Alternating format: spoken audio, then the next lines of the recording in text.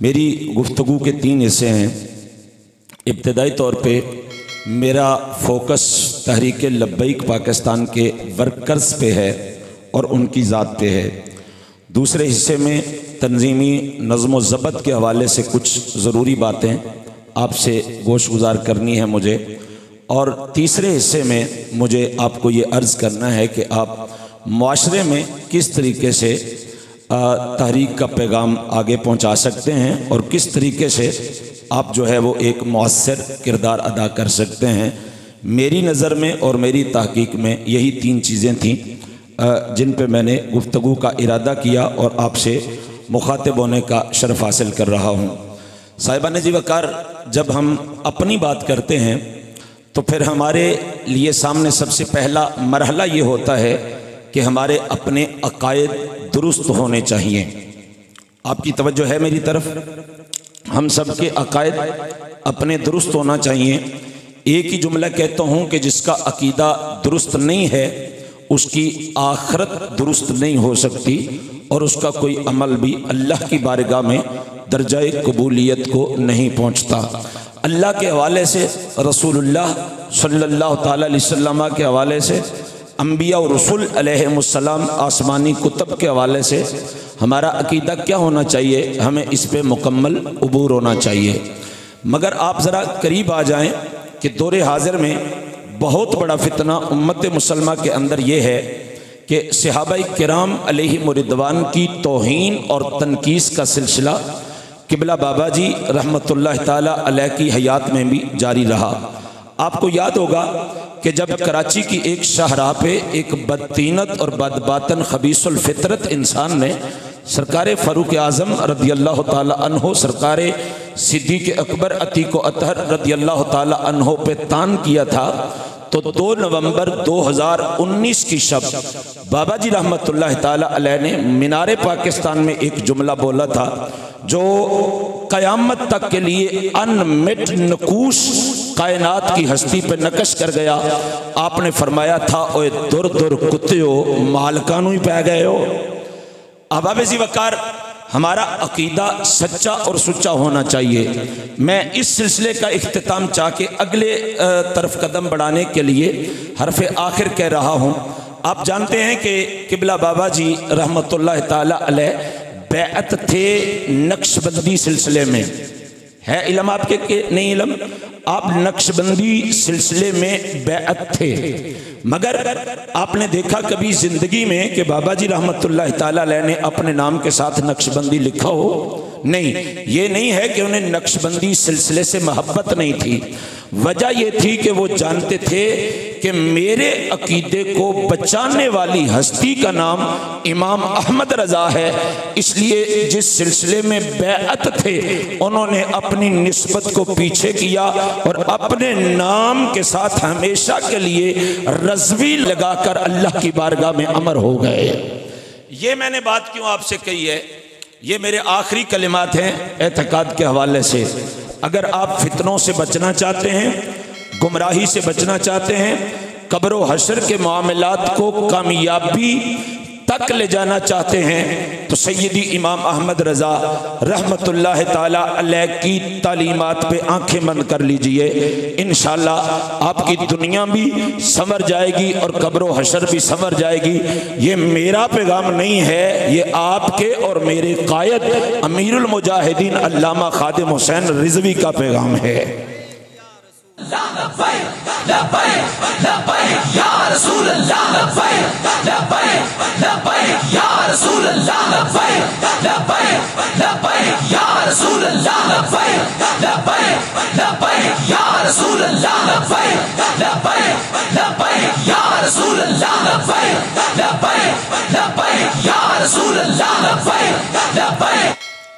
मैंने इमाम आले सुन्नत रहमतुल्लाह ताला अलैह का नाम इसलिए लिया कि आपकी बारगाह में जाएं तो असहाब की इज्जत व एहतराम भी दर्जा अतम मिलती है, और अगर अहले बैते अतहार के मामले में देखें तो वहाँ भी मेरा इमाम कहता हुआ नजर आता है कि तेरी नस्ल पाक में है बच्चा बच्चा नूर का, तू है ऐने नूर तेरा सब घराना नूर का। अपनी तरबियत के हवाले से दूसरा नुक्ता है आमाल। मैं आपकी बहुत तवज्जो चाह रहा हूँ, सिर्फ ज़फ़रवाल में तो नहीं है, बिफज़्लिही ताला सूबा पंजाब कश्मीर के दूर दराज इलाकों में आना जाना है। तहरीक लब्बैक के बड़े बड़े जलसों में खिताब का शर्फ हासिल होता है। मैं एक सच बात कह के सिलसिला कलाम का इस मकाम पे आगाज़ कर रहा हूँ कि जब हमने किसी इलाके में जाके कुछ सरकर्दा लोगों से मुलाकात की और कहा कि हमारे बच्चों से प्यार किया करें, ये तहरीक लब्बैक वाले हैं, आपको अच्छी दावत देते हैं, नेकी की तरफ बुलाते हैं, तो जानते हैं कि ज़्यादा लोगों का क्या जवाब मिलता था हमें? वो ये जवाब मिलता था, जी ठीक है, नारे तो बड़े लगाते हैं, मस्जिद में नज़र नहीं आते, नारे तो बड़े लगाते हैं, मगर ये करते हैं, वो करते हैं, वो करते हैं। मैं सारी चीज़ें गिनवाता नहीं हूँ, मगर एक बात कहना चाहता हूँ कि अगर हमने मुअस्सर अंदाज में दावत देनी है और पैगाम निज़ाम मुस्तफ़ा इकामत दीन के पैगाम को हमने माशरे में फैलाना है, तो नबी करीम सल्लल्लाहु ताला अलैहि वसल्लम की सीरत से हमें ये अक्स करना है। आप जानते हैं 40 साल की उम्र में मेरे करीम नबी अलैहिस्सलातु व तस्लीम ने ऐलान नबूवत फरमाया था, और ऐलान नबूवत के अंदाज को याद रखिए और उससे मदनी फूल लीजिए और फिर दावत दीजिए। आपने कोहे सफ़ा पे चढ़ के फरमाया था कि अगर मैं कहूँ कि पहाड़ के दूसरी तरफ से लश्कर तुम पे हमला आवर होने वाला है, क्या तुम मानोगे? तो उन्होंने कहा था जी मानेंगे। फरमाया क्यों मानोगे? सब ने बैक जुबान कहा, 40 साल हम में रहे हो, हमने कभी आपकी जबान से सच के सिवा कुछ नहीं सुना। ये वो पैगाम था कि जब हुजूर ने पहले अपनी जात को मनवाया, अपनी, और अबू लहब जिसने बाद में बकबक की थी था भी सगा चच्चा, उसने जो जुमले कहे थे वो सुनिए। उसने कहा आपकी सच्चाई पे इतना यकीन है, इतना एतमाद है कि कोहे सफा जिस मकाम पे आप खड़े हो मैं भी वहां पे आके खड़ा हो जाऊं और दूसरी तरफ देखूं, लश्कर नजर ना आए, मैं कहूं किधर है, आप उंगली का इशारा करें, मैं आपकी उंगली के इशारे पे देखूं, लश्कर नजर न आए, हमें आपकी सच्चाई पे इतना यकीन है कि मैं कहूंगा मेरी आंखें झूठी हैं, मोहम्मद की जबान सच्ची है। और तीसरी बात यहाँ पे एक अंग्रेज मुफक्किर ने लिखी है, अबाबे जी वकार, उसने लिखा, उसने कहा कि मैंने नबी करीम सल्लल्लाहु अलैहि वसल्लम की सीरत का मुताला किया, मुझे जो सबसे ज्यादा हैरान करने वाली बात मिली वो ये थी कि वो शख्स जो मुस्तफ़ा प्यारे सल्लल्लाहु ताला अलैहि वसल्लम के बचपन का भी दोस्त था, लड़कपन का भी दोस्त था, जवानी का भी दोस्त था, उनफवाने शबाब का भी दोस्त था, जो तजारत का भी साथी था, जो बचपने में मुल्क शाम के सफर का भी साथी था, उस अबू बकर सिद्दीक जिसने अपने जिगरी यार के शबो रोज देख रखे थे, जिसने अपने जिगरी यार यानी मोहम्मद करीम सल्लल्लाहु ताला अलैहि वसल्लम का लम्हा लम्हा देख रखा था, क्योंकि जो दोस्त होता है वो ऐबों से भी खबरदार होता है, वो कमियों को भी जानता है, वो कोताहियों को भी जानता है। अंग्रेज मुफक्किर कहते हैं मुझे और किसी चीज ने हैरान नहीं किया, मुझे इस चीज ने हैरान कर दिया कि जब मोहम्मद सल्लल्लाहु ताला अलैहि वसल्लम ने इस्लाम की दावत दी तो सबसे पहले उसका कलमा पढ़ने वाला वही दोस्त था जिसने जिंदगी का हर लम्हा मोहम्मद के साथ गुजारा था। मैं अपने इस सिलसिला कलाम को इस जुमले पर रोक रहा हूं कि आपकी दावत, आपकी तबलीग तब असर करेगी जब आपका अपना किरदार उजला होगा, जब आपके अपने किरदार में सदाकत होगी, जब आपके अपने किरदार में तहारत होगी, पाकीज़गी होगी।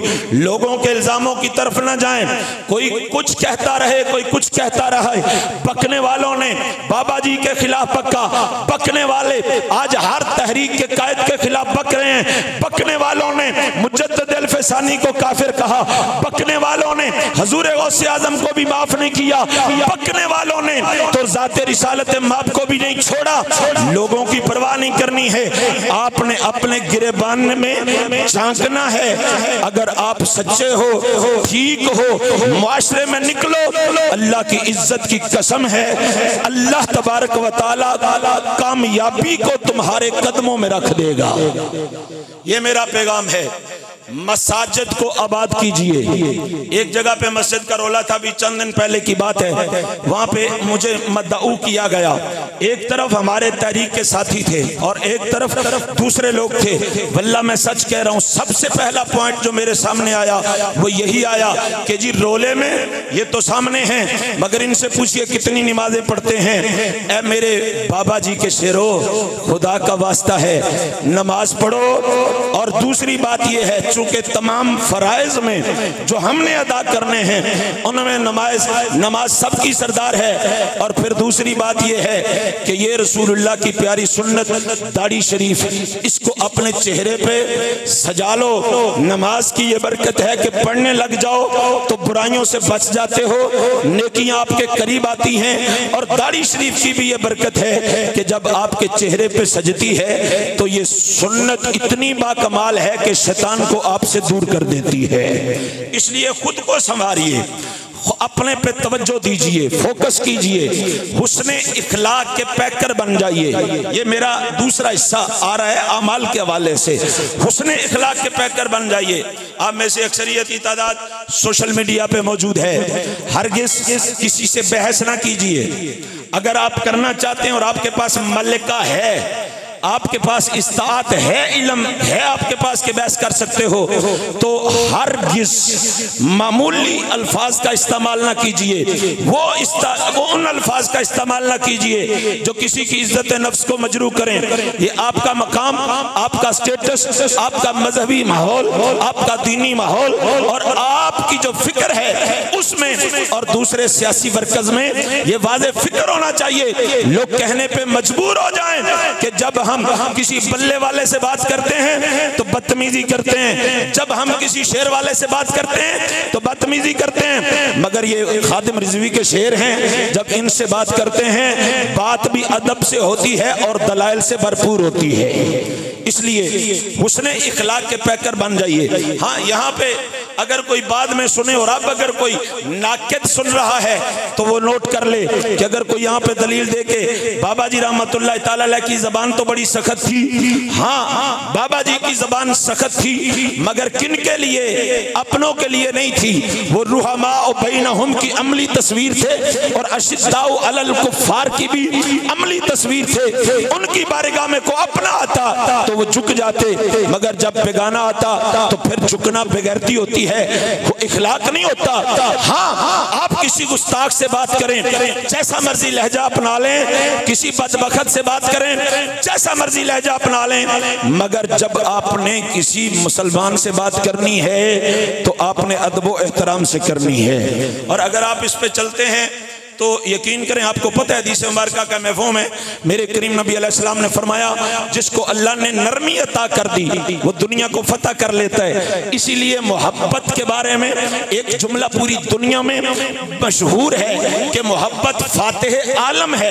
आप मोहब्बत को दिल में जगा दीजिए, मोहब्बत को अपनाइए, नरमी को अपनाइए। कोई सख्त बात भी करे तो आगे से नरम बात कीजिए, आप पे कोई तान भी करे तो आगे से नरम बात कीजिए, आप कोई बुरा भी कहे तो नरम बात कीजिए, कोई गाली भी दे दे तो नरम बात कीजिए। मगर अगली बात ये कहना चाहता हूँ, कोई हुजूर को भौंके, सहाबा को भौंके, अहले बैत तहार को भौंके तो फिर से जान जाना चाहिए कि ये खादिम रिजवी के दरियुज़ा घर है। इसे मुसलमानों के लिए तो मोहब्बत मिलेगी, मगर दुश्मनों के लिए ये गैरत का मुजाहरा करने में भी बेबाक है। अब आबेदी वकार ये अपने पे जो चीज़ें फोकस करने वाली हैं मैंने वो कह दी। अकीदे को दुरुस्त रखिए, अकीदे को दुरुस्त रखने के लिए इमाम आले सुन्नत के कदमों में आ जाइए, गुमराह नहीं होंगे। अमाल की इस्लाह कीजिए, मस्जिदों में आना जाना रखिए, नमाजियों के साथ मिलना जुलना रखिए। यही लोग इलेक्शन कैंपेन में आपके साथी बनेंगे, यही लोग जो है आपकी जुस्तजू में आपके मुआवन मददगार होंगे, यही लोग आपके साथी होंगे।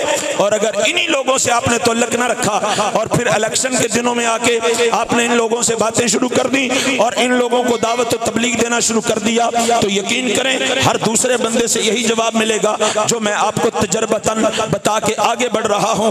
और हुजूर पाक सल्लल्लाहु ताला अलैहि वसल्लम की सुन्नतों को अपनाइए। और तीसरी और आखिरी बात इस ज़ैल और ज़िमन में यह है कि दीन सीखने की कोशिश कीजिए, जिस कदर हो सकता है दीन सीखिए, अच्छे उलामा से वास्ता रखिए, उनको सुनिए, यूट्यूब पे सोशल मीडिया पे किबला बाबा जी रहमतुल्लाह ताला अलैह के खिताबात सुनिए, आपकी सीरत पे लिखी हुई किताबों को पढ़िए, इमाम आले सुन्नत रज़ियल्लाहु ताला अन्हु के रिसाल पढ़िए। इंशाअल्लाह तबारक व तआला आपकी जो शख्सियत है इसमें निखार आएगा। आइए अब दूसरी तरफ कदम बढ़ाते हैं, तंजीमी मामलात। जी आप सब हाजिर हैं, जरा हाथ चौक के एक बारी लब्बैक दा नारा दिलाओ ना। लब्बैक या रसूल अल्लाह, लब्बैक लब्बैक लब्बैक या रसूल अल्लाह, लब्बैक लब्बैक लब्बैक या रसूल अल्लाह, लब्बैक लब्बैक लब्बैक या रसूल अल्लाह, लब्बैक लब्बैक लब्बैक या रसूल अल्लाह, लब्बैक लब्बैक लब्बैक या रसूल अल्लाह, लब्बैक लब्बैक लब्बैक या रसूल अल्लाह, लब्बैक लब्बैक। तंजीमी मामलात में जो सबसे बुनियादी अहमियत की चीज़ है उसको सुन लीजिए, वो है अमीर की अताअत, डिसिप्लिन की पासदारी। डॉक्टर साहब उन्होंने लगे ना तुसी तो मेरे अलावा ना, डिसिप्लिन की पासदारी, अमीर की अताअत। मैं ये बात दावे से कह रहा हूं, अक़वाम आलम में जितनी तहरीकें ज़माने में पनपी हैं, जिन्होंने नाम कमाया है, जिन्होंने ज़माने में कोई मौसर किरदार अदा किया है, वो कोई बातिल तहरीक थी या कोई हक पे तहरीक थी। मैं किसी का नाम नहीं लेता, रीढ़ की हड्डी का किरदार इस चीज़ ने अदा किया है कि उस तंजीम के वर्कर अमीर की अताअत में जाने कुर्बान करने के लिए तैयार रहे हैं। उन्होंने कभी अमीर से सवाल नहीं पूछा, और ये बात भी सिर्फ तंजीम वालों ने इसको इजाद नहीं किया।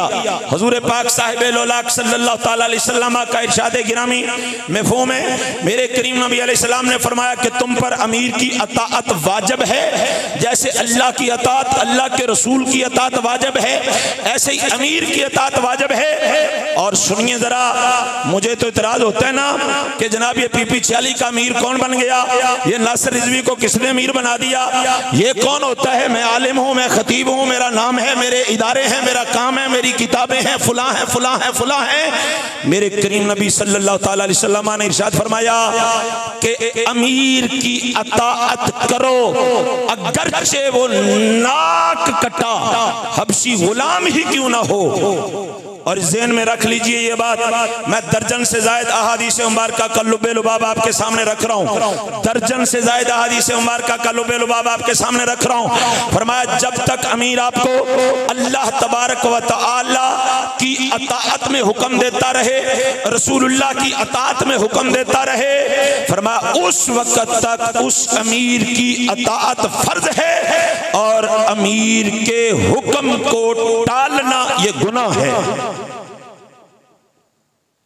अमीर के हुक्म को टालना, उसका रद्द करना ये गुनाह है। ये अलग बात है कि अमीर की क्या जिम्मेदारी है, वो अमीर जाने, और वो अमीर जाने कि उनकी क्या जिम्मेदारी है। उन्हें भी चाहिए कि कुरान के मुताबिक नज़म बनाएं, अहादीस के मुताबिक नज़म बनाएं। उन्हें भी चाहिए कि जो है वो मुशावरत के साथ अच्छी चीज़ें अपने वर्कर पे मुसल्लत करें, जिसमें उनका ज़िया ना हो, जिसमें उन्हें तकलीफ ना हो, जिसमें उन्हें मुशक्कत कम उठाना पड़े। ये अमीर की जिम्मेदारी है। मगर मैं आपसे मुखातिब हूँ, मैं अपनी ज़ात से मुखातिब हूँ, हमारे लिए जरूरी यह है कि अमीर का हर वो हुक्म ना जो कुरान से टकराता हो, ना जो नबी के फरमान से टकराता हो, हमें उस पे अपनी गर्दन को झुकाना है, सरे तस्लीम खम करना है। मैं दोबारा इस जुमले को दोहरा रहा हूँ, कायनात में कभी वो तहरीक पनप ही नहीं सकी जिन्हें अमीर की अताअत न आती हो। कायनात में वही लोग उरूज पाते हैं जिन्हें अमीर की अताअत करना आती है। इसलिए डिसिप्लिन की पासदारी करें, जो भी हुक्म आते बस वो हरफ आखिर है, उस पे अपने अकल के घोड़े ना दौड़ाएं। वो हमसे बेहतर जानते हैं, जो हमें हुक्म देते हैं, हमसे बेहतर सोच रखते हैं, हमसे बेहतर फिक्र रखते हैं, और हमसे बेहतर फिक्र करके सोच करके हजरत गिरामी कदर वो हमें ये बताते हैं कि तुमने ये काम करना है। साहिबान जी वकार, और मैं फिर वही जुमला बोल रहा हूं कि मेरे बाबा जी के शेरों, बाबा जी के शेरों, क्यों आपसे जिस तरह कुफर लरसता है, अगर आपको एहसास नहीं है तो फिर यकीन जानिए कि मैं कहता हूं फिर अपनी तारीख भी उठा के देखिए। जिस तरह आपके नाम से और आपके काम से कुफर लरसता है, जब आप बाहर निकलते हैं तो उस कुफर के हरकारे जिस तरह आपके कदमों की चाप से और आपके नारों की गूंज से उनके कलेजे दहल जाते हैं, तो फिर आपको एहसास होगा कि हम वाकई किबला बाबा जी रहमतुल्लाह ताला के शेर हैं। मैं आगे बढ़ना चाह रहा हूं, इससे आगे बढ़िए। तंजीमी काम करने का तरीका क्या है, मगर कबल इसके कि मैं कुछ बातें अर्ज करूं, कुछ गुजारिशात करूं, मैं अपने तजर्बे के मुताबिक दो चार बातें आपके सामने रखने जा रहा हूं, आपकी तवज्जो चाहते हुए। मैं इस वक्त तक जब आपसे कलाम कर रहा हूं तो जब से 4th शेड्यूल खत्म हुआ है, मैं 100 से ज्यादा तहरीकी जलसों में खिताब करने का शर्फ हासिल कर चुका हूँ अल्हम्दुलिल्लाह ताला को, कि अपने इलाके में नहीं दूसरे इलाकों में कर चुका हूँ, मगर बार बार कर चुका हूँ। जिस चीज का मुझे सबसे ज्यादा सामना हुआ वो ये है, जब मैं अपने बच्चों के साथ बैठा, अपने लड़कों के साथ बैठा, मैंने उनसे सवाल पूछा। मैंने कहा कि ये बताएं कि आपकी दावत है क्या, किस पॉइंट पे आप लोगों को बुलाना चाहते हैं। किसी का जवाब आया, हम लब्बैक या रसूलल्लाह के नारे पे बुलाते हैं। मैंने कहा ठीक है, मैं इसका इनकार नहीं करता, मगर ये जवाब दुरुस्त नहीं है। किसी ने कहा जी हम तो हुजूर पाक सल्लल्लाहु ताला अलैहि वसल्लम के दीन को तखत पे लाना चाहते हैं। मैंने अगला सवाल किया कि जब हुजूर का दीन तखत पे आएगा तो क्या होगा। कोई यहीं पे आके ठहर गया, बस ये हुजूर का दीन तखत पे आना चाहिए। और किसी ने अगर हिम्मत बढ़ाई तो ये तीसरा तबका था जो थोड़ा ज्यादा नॉलेज रखने वाला था, जिसने बाबा जी अलैहिर्रहमा को कुछ ज्यादा सुना हुआ था। उसने कहा जी दीन तखत पे आएगा, सजाएं नाफिज होंगी, चोरी नहीं होगा, चोरी नहीं होगी, डकैती नहीं होगी, और कत्ल गारत का बाजार थम जाएगा, आबरू रेजी नहीं होगी, रेप के केस सामने नहीं आएंगे। मैंने कहा बिल्कुल ठीक है, मगर इससे बढ़िए मैं ये किबले को भी मुंह है, और वैसे भी मुझे झूठ बोल के आपसे क्या लेना है। कसम बाखुदा इस 3 हिस्सों से आगे मैंने किसी को बढ़ते नहीं देखा, मैंने नहीं किसी को बढ़ते देखा। और ये सवाल जिन लोगों से मैंने किए वो आम वर्कर नहीं थे, उनके पास ओहदे भी थे। ऐसे लोगों भी आके ये तीसरे हिस्से पे आके बस खत्म। मेरी जान, जब हमें अपने मंशूर का ही नहीं पता, जब हमें अपने काम का ही नहीं पता, जब हम अपनी हकीकत को ही नहीं जानते कि हमारी दावत कितनी आला है, हमारी दावत कितनी अफजल है, हमारी दावत कुरान ने मजीद बुरहान रशीद के उसलूब के कितने करीब है, और रसूल करीम सल्लल्लाहु ताला अलैहि वसल्लम के फरमान के कितने करीब है, तो मुझे बताइए कि किस तरह किसी को मुतासर करेंगे, किस तरह किसी को आप जो है वो 1-2 जुमले से मुतासर कर देंगे। ये दुनियादार लोग तो लब्बैक या रसूलल्लाह के नारे में इंटरेक्शन नहीं रखते ना। ये दुनियादार लोगों को क्या पता हो कि दीन तखत पे आता है तो क्या होता है। इसे मैंने समझाना है, इसे आपने समझाना है कि जब हुजूर का दीन तखत पे आता है तो क्या होता है, इसके फायदे क्या होते हैं, और ये नेमतें कायनात को कितनी अता करता है। पहली बात यह है, कुछ बातें मैं कर देता हूं, मगर मुस्तकिल अपने सीखने के अमल में इस पॉइंट को शामिल कीजिए, और आपके पास दलाइल का अंबार होना चाहिए कि अगर दीन तखत पे आता है, कोई दुनिया की बात आपके सामने कर दे कि दीन अगर तखत पे आ गया। अभी चंद दिन पहले की बात है, यहाँ पे भी 1-2 लोग वहाँ पे मौजूद हैं। एक बहुत बड़े नामी गिरामी पीर के पास मैं बैठा हुआ था। उन्होंने कहा रिजवी साहब मुझे बताएं कि अगर दीन तखत पे आ जाता है तो आप इस मईशत जो तबाही के दाने में पहुंची हुई है, इसका क्या इलाज करेंगे, इसका हल क्या करेंगे, कहाँ से इसका हल निकालेंगे। अर्ज ये कर रहा था कि तंजीमी एतबार से अमीर की अतात हम पे फर्ज है। हमें अपनी ज़ातियात को पीछे करके मरकज़ की पॉलिसीज़ पे अमल करने, और जिसको हमारा अमीर मरकज़ मुकर्रर कर दे हमने उसके पीछे चलना है। दूसरा हिस्सा ये ज़ेरे बहस था कि हमने काम कैसे करने। मैंने अपने सामने अपनी एक कमी और अपनी एक कोताही को रखा। ए मेरे करीम नबी सल्लल्लाहु अलैहि वसल्लम के प्यारे गुलामों, इस मकाम पे आ जाइए कि जब हमें ये इदराक ही नहीं है, अज खुद हमें इसकी तहकीक नहीं है कि हमारा पैगाम कितना आला है। मैं ये कह रहा था कि 3 हिस्से में जवाब मिला, ये लब्बैक या रसूल अल्लाह के नारे पे इकट्ठे हो जाएं, ये मिला दीन को तखत पे लाने के लिए इकट्ठे हो जाएं, ये पैगाम मिला जी दीन तखत पे आएगा तो जुर्म मिट जाएंगे। मगर इस वक्त वतन अजीज पाकिस्तान का सुलगता हुआ मसला महंगाई है, गुर्बत है, मईशत है। ये दुनियादारों को आप कैसे समझाएंगे? दुनिया, ये बात भी ठीक है, जज्बात में हम कह सकते हैं कि जी हम तो दीनी लोग हैं, हम क्यों मईशत की बात करें। मगर एक जुमला आपसे कहना चाहता हूँ, मेरे नबी से ज्यादा बढ़कर कोई दीनी हो सकता है? तो जब मेरे करीम नबी सल्लल्लाहु ताला अलैहि वसल्लम की सीरत और आपकी हुकूमत का तज्जिया करते हैं तो मेरे करीम नबी दूसरे नंबर पे जिस बात पे सबसे ज्यादा फोकस किए हुए हैं वो मसला मईशत है। पूरी हयात तैयबा का आप मुताला कीजिए। अब आए जरा आप उनको बताइए कि यही नहीं है कि सिर्फ सजाएं नाफिज होती हैं, जब सजाओं की बात आती है तो चोर डरता है। किबला बाबा जी की वो बात तो आपके कानों से हजारों मर्तबा टकराई होगी कि बाबा जी फरमाते थे ये दीन को नाफिज क्यों नहीं होने देते, क्योंकि इनको पता है हमारे हाथ काटे जाएंगे, इनको पता है हमें कोड़े लगाए जाएंगे, इनको पता है कि हमें संसार किया जाएगा, इनको पता है कि हमें ये सजा दी जाएगी।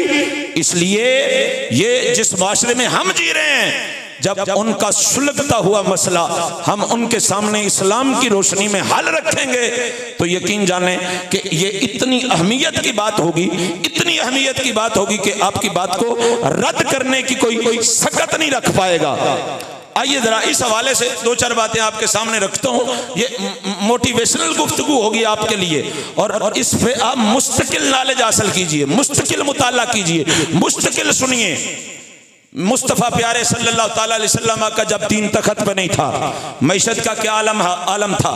गज़वा खंदक को पढ़ा आपने, एक सहाबी आया था मेरे करीम नबी की बारगाह में अलैहिस्सलातु व तस्लीम, उसने पैराहन उठाया, पेट पे एक पत्थर बंधा हुआ था, रोते हुए कहा हुजूर को दाल नहीं चलती, अब मिट्टी नहीं उठाई जाती।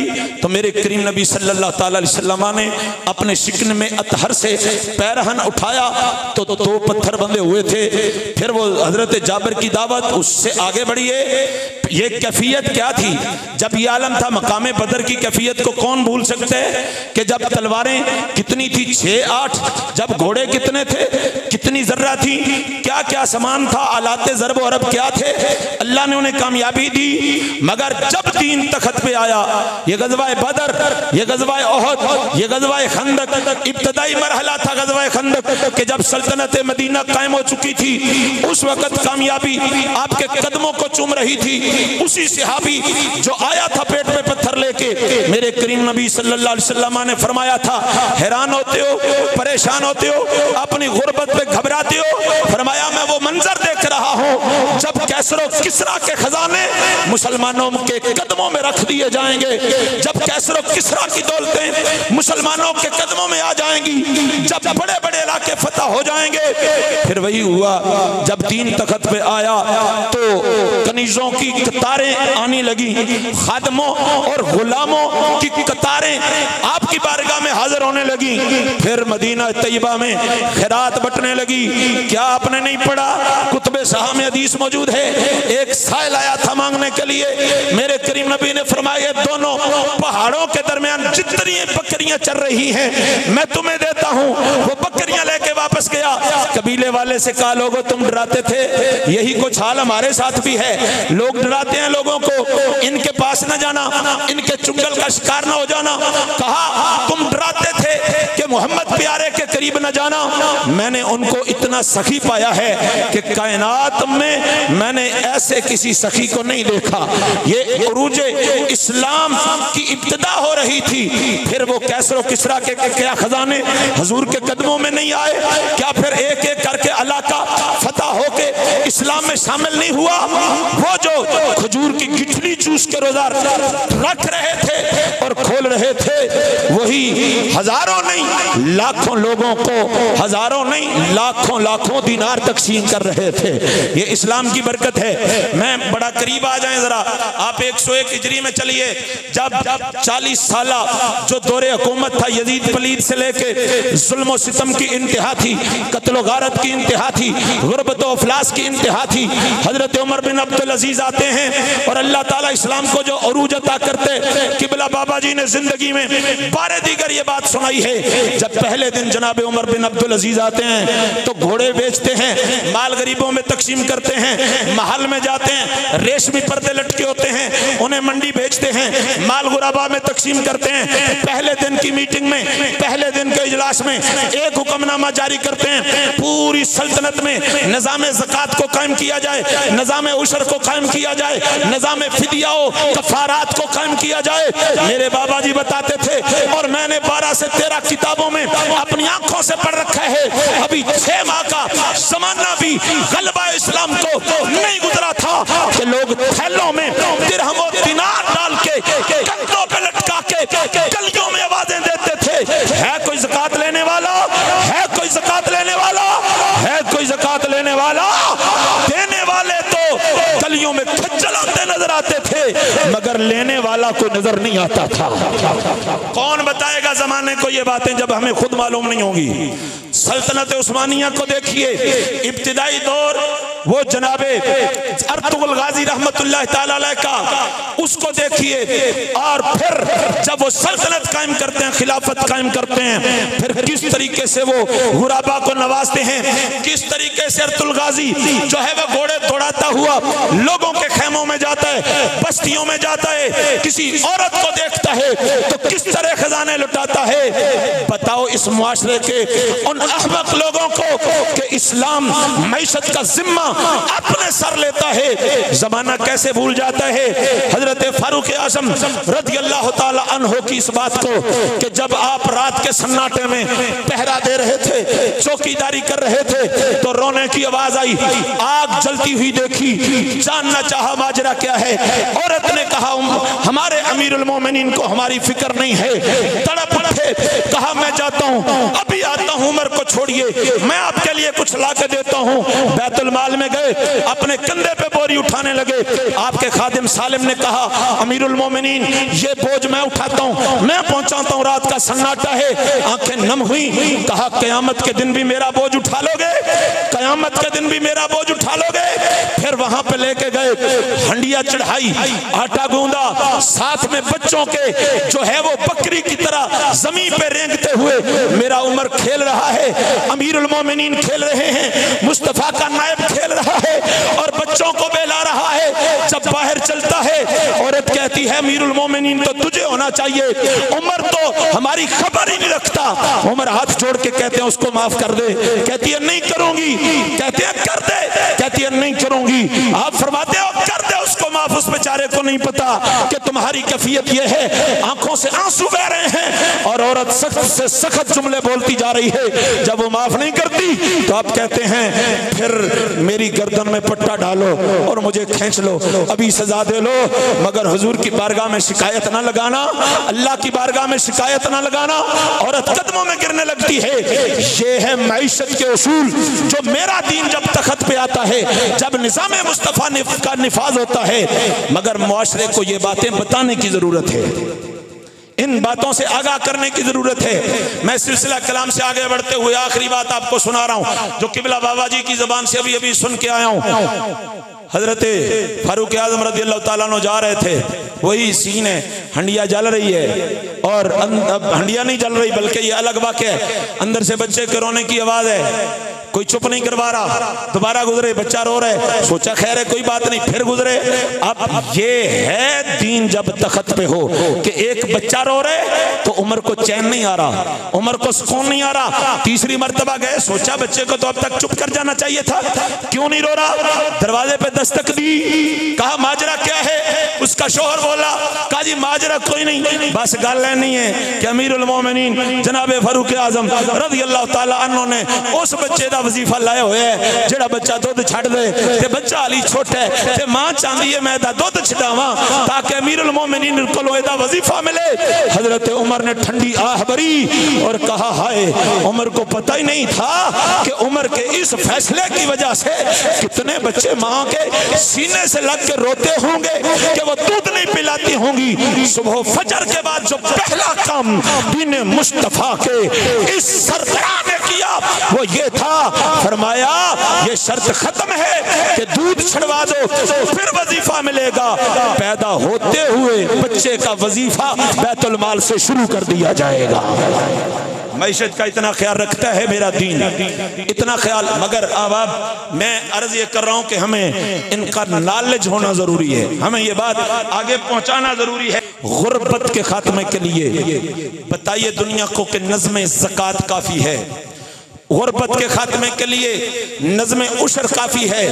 ये दो चीज़ें आप देहाती एरिया से बहुत सारे लोग तो अलग रखते हैं, अपने गांव में जाइए गरीबों की लिस्ट बनाइए और ये लोगों को बताइए अगर निज़ाम ज़कात कायम हो जाए तो आपके गांव के जितने भी जिम्मेदार हैं उनका उशर अलग कीजिए, उनकी ज़कात अलग कीजिए और फिर सारे गुराबा में उसको तकसीम करके कैलकुलेटर में देखिए। अल्लाह की इज्जत की कसम है, इस्लाम के जैसा आला सच्चा और सच्चा निजाम कोई और मजहब नहीं दे सका। गुर्बत के खात्मे के लिए कायनात बाज गुजार है, अगर वो चाहती है कि हमारी माइशत दुरुस्त हो और हमारा अफलास खत्म हो तो उसे मुस्तफ़ा के दीन में आना पड़ेगा और इस्लाम उन्हें माइशत में भी बालादस्ती अता फरमाएगा, कुव्वत में भी बालादस्ती अता फरमाएगा। हम में ये कमी है कि हमें इन बातों का नॉलेज नहीं है और इल्म नहीं है। साहिबान जी वकार, बिल्कुल मैं इख्तिताम की तरफ आ गया। वो बात जो मैं कर रहा था कि तीसरा हिस्सा कि जब दीन तख्त पे आते हैं तो जुर्म मिट जाते हैं, इसमें कोई शक नहीं है। यहाँ पे जो हालात होते हैं, जो कैफियत होती है, चोर ने चोरी की, डाकू ने डाका मारा और जिनाकार बदकार ने बदकारी की, उसको जो है वो मुख्तलिफ अदालतों से रिलीफ मिल गया, जमानत मिल गई, बाहर निकला, कातिल को रिलीफ मिल गया, जुर्म बढ़ता है, जुर्म खत्म नहीं होता। वो जो गुज़श्ता जमाने में हम पे जुल्म कर रहा था और उलमा को जेलों में डाल रहा था, आज वो भी इंसाफ की बात कर रहे, बगावत के मुकदमात पे चीख रहे, मगर मुझे जज्बाती बात कोई नहीं करनी, मैं तो तरबियत की बातें कर रहा हूं। वो भी आज कह रहा है इंसाफ का बोलबाला चाहिए, नज़्मे हुकूमत में इंसाफ की अहमियत चाहिए। जब अमन कायम करना है तो फिर मेरे करीम नबी सल्लल्लाहु अलैहि वसल्लम के दीन की जो हुदूद हैं, जो ताज़ीरात हैं, उनको नाफिज कर दीजिए। ऐसा हो ही नहीं सकता। मैं इस बात से कतई नजर कि तालिबान जब पहले आए थे वो क्या थे, एक बात बताना चाहूंगा कि जब दीन तख्त पे आता है, अगरचे बराए नाम आता है, ये बराए नाम का जुमला कभी ना भूलिएगा, अगरचे बराए नाम आता है तो 6 साल के दूरे हुकूमत में सिर्फ 25 कत्ल होते हैं पूरे अफगानिस्तान में, जहां एक दिन में हजारों कत्ल होते थे। जब दीन बराए नाम तख्त पे आता है तो 6 सालों में 25 कत्ल होते हैं। ये दावते मोहब्बत है, ये दावते इनायत है मेरे दीन की सदाकत की तरफ के लोगों, जब जुज़वी तौर पे दीन नाफिज हो तो फिर भी अल्लाह उस खित्ते को अमन देता है। और अगर मिन कुल्लिल वजूह मुस्तफ़ा का दीन तख्त पे आ जाए तो कैसा अमन होगा, उसका नजारा तो फिर वही हदीस मुबारका वाली बात है ना, फरमाया औरत चलेगी और उसे किसी का खौफ खतरा नहीं होगा। और चली औरत फिर 1600 किलोमीटर से पहुंची मदीना तैयबा मक्का पाक और उसे किसी का खौफ और खतरा नहीं था। साहिबान जी वकार, हमें इन बातों की तरफ ध्यान देना है, नॉलेज रखना है। और एक बात यहाँ पे करके मेरी गुफ्तगू के सिलसिले का आखिरी हिस्सा आ गया और चंद एक मिनट में वो इख्तिताम पजीर होने वाला है। वो ये कि इस हवाले से आप मजबूत आसाब के मालिक बनते हुए लोगों के एतराज़ात के जवाब देने की सकत पैदा कीजिए। अगर आपके पास जवाब मुदल्लल नहीं है, सैर हासिल आप गुफ्तगू नहीं कर सकते तो टांग ना अड़ाइए। मैंने सोशल मीडिया पे ये हंगामे देखे हैं। एक बच्चा होता है बेचारा, चलता है, कमेंट करता है, उसके बाद वो बात आगे पढ़ा लिखा होता है, वो उसे नाज होता है कि मैंने बीएससी की हुई है, मैंने बीएस किया हुआ है, मैं तो एमफिल हूँ, फला फला। अब वो सवाल दाग देता है। अब ये बेचारा उस वहां से यू टर्न लेता हुआ वापस आ जाता है। हरगिज टांग ना अड़ाइए अगर आपको उस पर कामिल अबूर नहीं। सोशल मीडिया पे हमारा बहुत ज्यादा नुकसान हमारी ये दो आदतें दे रही हैं। एक, गलत बोल देना, जज्बाती हो जाना, गालियां दे देना, बुरा भला कहना, और दूसरी ये बात कि बगैर दलील के बात करना, ये हमें बहुत ज्यादा नुकसान दे रही है। बातें कड़वी हैं मगर अपनों से है ना, मैं लोगों से तो नहीं कर रहा, अपनों से कर रहा हूं ना, आपसे कर रहा हूं। मुझे फिक्र है, मुझे दर्द है, मुझे ये शौक है कि यार ये हमारी तारीख सिर्फ पाकिस्तान में नहीं पूरी दुनिया में छा जाए। और अल्लाह की इज्जत की कसम है, एक जमीन के खित्ते पे मुस्तफा के दीन के तख्त पे आने की देर है, आप देखेंगे कुल कायनात में इस्लाम का झंडा लहरा रहा होगा। आखिरी हिस्सा मेरी गुफ्तगू का ये है जो बिल्कुल 3 से 4 मिनट में मैं उसको इख्तिताम पजीर कर रहा हूँ। कामयाबी, ये बड़ा मसला है हमारे। मैनू लोग पूछते हैं, रजवी साहब देखो ना जी कितनी मेहनत की थी, 18 च कख नहीं निकलिया, ए देखो ना जी हुण किड्डा सी कराची साडा जोर किन्ना सी, हजरत साहब कुछ भी नहीं निकलिया, 3 सीटां निकलियां। ये जी कोई कंप्रोमाइज़ कर ही लेना चाहिए एस्टैबलिशमेंट नाल। वो जो बार बार कहती है आ जाओ साडे नाल बह जाओ, एक पेज ते हो जाओ ते तुहानूं जताने ए करने ते मन नहीं लैनी चाहिए ना जी। ते हजरत साहब पल्ले ते कुछ पैंदा नहीं, तो की करिए? ये बहुत बड़ा इतराज़ मेरे से लोग करते हैं।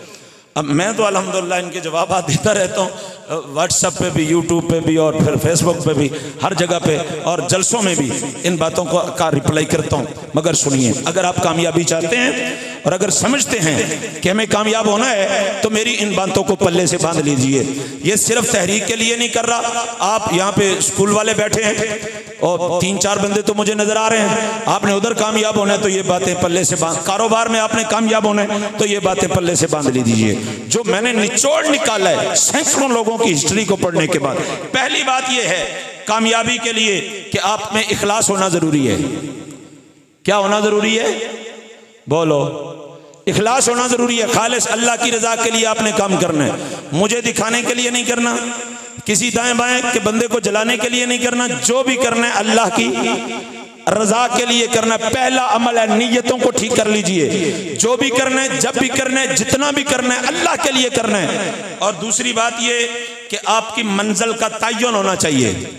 आप जा किधर रहे हैं? अगर हम पूरी जमात के एतबार से, पूरी तहरीक के एतबार से देखें तो हमारी मंजिल इकामत दीन है, दीन का निफाज है, निज़ाम मुस्तफ़ा का निफाज है। मगर आपने अपने गांव की बुनियाद पे, अपने मोहल्ले की बुनियाद पे, आपने अपने इलाके की बुनियाद पे मंजिल का तयन करने, मेरी बात को समझ रहे हो जी?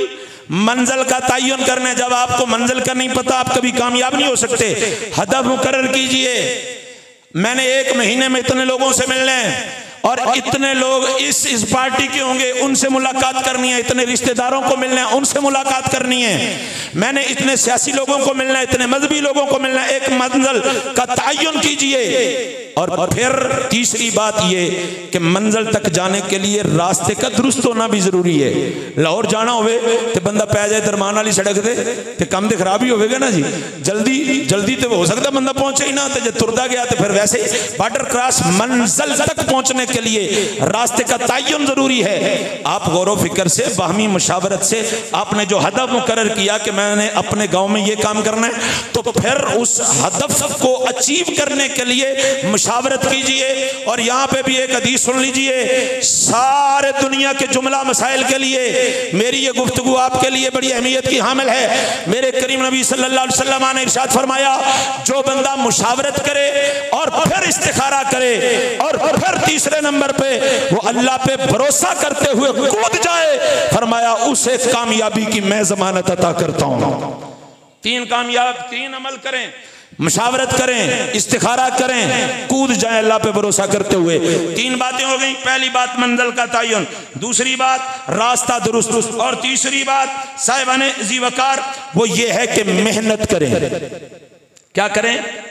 थकना नहीं, मेहनत करें। सरकार अली मुर्तजा बाब मदीनतुल इल्म, अल्लाहु अकबर, आज आपका यौम मिलाद है, आज आपकी यौम विलादत है। सरकार अली मुर्तज़ा कर्रमल्लाहु ताला वजहुल करीम, आप सरकार से किसी ने पूछा था बरसरे मिंबर, हुजूर कामयाबी की जमानत, कामयाबी की चाबी क्या है? तो प्यारे अली ने एक जुमले में जवाब दिया था, इस्तिकामत कामयाबी की कुंजी है।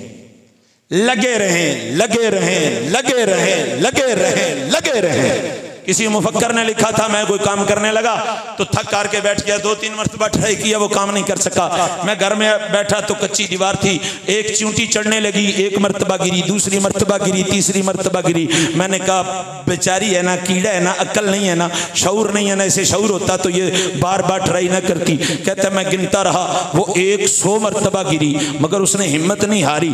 फिर वो 101वीं मरतबा जब चढ़ने लगी तो चढ़ गई। मैंने कहा अहमक ये नहीं, अहमक तू है। कहता मैंने कीड़ी से सबक सीखा, मैं फिर मैदान में कूदा और बिल आखिर कामयाबी ने मेरे कदम चूम लिए। लगे रहें, इस्तिकामत, मेहनत के बाद इस्तिकामत करें, और इस्तिकामत पे जब ये चीजें लाजिम कर लें, फिर गिनवा देता हूं। इखलास पैदा करें, मंजिल का तयन करें, रास्ता दुरुस्त चुनें, और चौथे नंबर पे जो है वो मेहनत करते रहें, और 5वें नंबर पे इस्तिकामत इख्तियार कर लें। अल्लाह की इज्जत की कसम है, जमाना नहीं, सारे जमाने की सारी कुव्वतें आपके खिलाफ हो जाएं, एक ना एक दिन कामयाबी आपका मुकद्दर होगा। बात की समझ आ रही है जी? बस मेरा सिलसिला कलाम खत्म हो गया जी। तो चाहता था मेरा कि मैं ना आपसे सवालात लूं और आपसे ये कहूं कि अगर किसी ने सवाल पूछना है भी फलाना सानू है कहंदा, फलाना सानू है कहंदा, तो एदा जवाब दो। मैं वैसे इसके लिए तैयार हूं, मगर वक्त इतना हो गया है कि मैं अब इस पे मजीद कलाम नहीं कर सकता। अच्छा चलें जी, अगर किसी ने सवाल करना है तहरीक के हवाले से, किसी के भी ज़हन में कोई सवाल है जी, फलाने ये कहा, फलाने ये कहा, तो आप उठ के सवाल कर सकते हैं। मैं मौका दे रहा हूं और साथ में मेरी बात होती रही। सवाल कोई करना चाहते हैं तो कर लीजिए। और यहाँ पे मैं ये ऑफर कर देता हूँ, कोई तहरीक का जिम्मेदार बंदा जो है वो, जिन सब लोगों के पास मेरा नंबर है, अगर तहरीकी लोग शामिल हो जाएं और ग्रुप में मुझे ऐड कर लें और वहाँ पे ज़ायद पोस्टें ना हो, तो मैं ये अपनी खिदमत पेश कर रहा हूँ कि आपकी हर उलझन का जवाब इंशाल्लाह आपको घर बैठे मैं उस ग्रुप में दे सकता हूँ। अगर किसी के ज़हन में कोई भी, ये मैं बिल्कुल फी सबिलिल्लाह माज़अल्लाह की रज़ा के लिए ये जिम्मेदारी कबूल करने के लिए तैयार हूँ इंशाअल्लाह तबारक व तआला।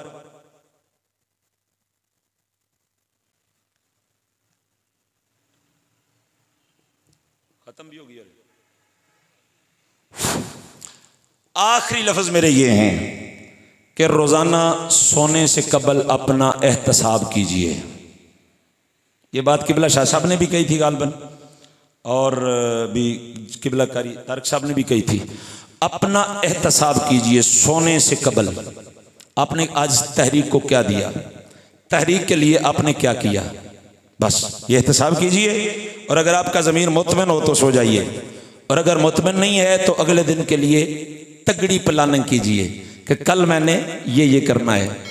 ए किबला बाबा जी के शेरों, मैंने बहुत कुछ आपको कह दिया, यकीन करो अगर आप इन बातों को याद रख लें और अमल में ले आएँ तो आप देखेंगे कि इंशाअल्लाह तबारक व तआला इसके फैज़ व बरक़ात आपको नसीब होंगे।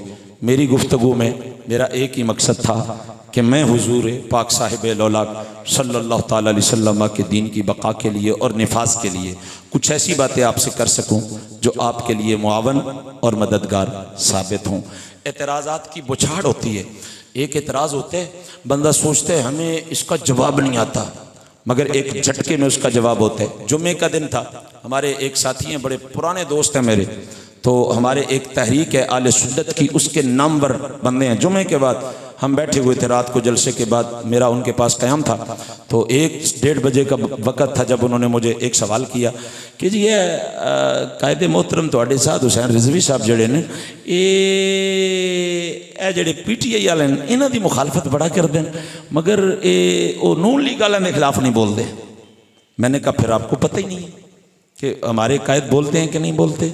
मैंने कहा वैसे जो धूल चटाई थी हमने 2017 में उनको वो भूल गया ज़माना, फैज़ाबाद वाला वो मार्का, वो जो धूल आपने चटाई थी उसको आप कैसे भूल सकते हैं।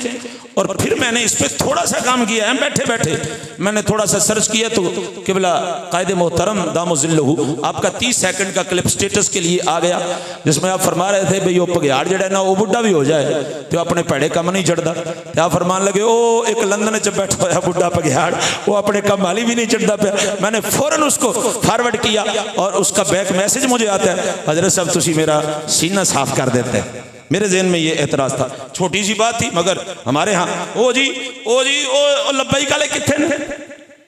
अच्छा मैं बड़ा हैरान होया, साडे दोस्तों ने ना ਇਹਦਾ जवाब देने की बजाय सियालकोट के साडे डॉक्टर साहब ने उन्होंने क्लिप वायरल किया और हर जगह के उत्ते वो जनाब लिंक शेयर कर रहे हैं जी लब्बई काले किथे।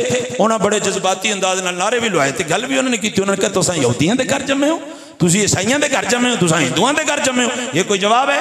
आप इस जवाब से किसी को मुतमिन कर सकते हैं? आप इस जवाब से किसी को मुतमिन कर सकते हैं? नहीं कर सकते। इसका लॉजिकली जवाब चाहिए और वो लॉजिकल जवाब ये है कि तब मामला और था, अब मामला और है। तब कैफियत और थी, अब और है। उसमें और इसमें फर्क क्या है? और अब हम तो अब भी पीछे नहीं है। कौन सा दीनी मरहला है जिसमें हम पीछे हटते हैं? वो 25 मई की थोड़ी सी शैलिंग थी, आज तक दोबारा बाहर नहीं निकल सके। बस रोज़ाना मोबाइल पे टीवी पे आते हैं और आके एक तकरीर फरमाते हैं और कहते हैं जी ये हम पे तुमने कौन सा जुल्म नहीं किया, कौन सा सितम नहीं किया, हमारे 50 से ज़्यादा तुमने लोगों को शहीद नहीं किया। दीनी मामला आया, हम कब पीछे हटे हैं? हम तो अब भी सीने पे गोलियां खाने के लिए तैयार नज़र आते हैं। हर सवाल का लॉजिकली जवाब होता है और लॉजिकली दिया करें। इसी पे इत्तेफाक कर रहा हूँ। अल्लाह ताला इस सारी बज़्म पाक की मैनेजमेंट जितनी भी है, अल्लाह ताला उनको दारैन की शहादतें अता फरमाए। और मैं उस दिन मुबारक नहीं दे सका था क्योंकि उस दिन तौहीन कुरान का मसला था, मेरे ज़ुबान पे ये लफ्ज़ नहीं चढ़ सके थे कि मैं मुबारकबाद दूँ कि आपको बड़ी मुबारक हो पीछे वाली वालों, तुमने बड़े लोगों को इकट्ठा किए। नहीं, मुझ में हिम्मत पड़ी, आज आपको मुबारक देता हूँ कि पीछे वाली वालों आपको सलाम करता हूँ। माशाल्लाह आपने हिम्मत दिखाई और ये एक खूबसूरत तरीन बज़म का अहतमाम किया और आप मैदान में नज़र आ रहे हैं। ये जो नए लोग हैं तहरीक के, अल्लाह ताला इनको भी दम दर में कदम सुखने कामयाबियाँ अता फरमाए। आमीन सुम्मा आमीन वमा अलैना इल्लल बलागुल मुबीन।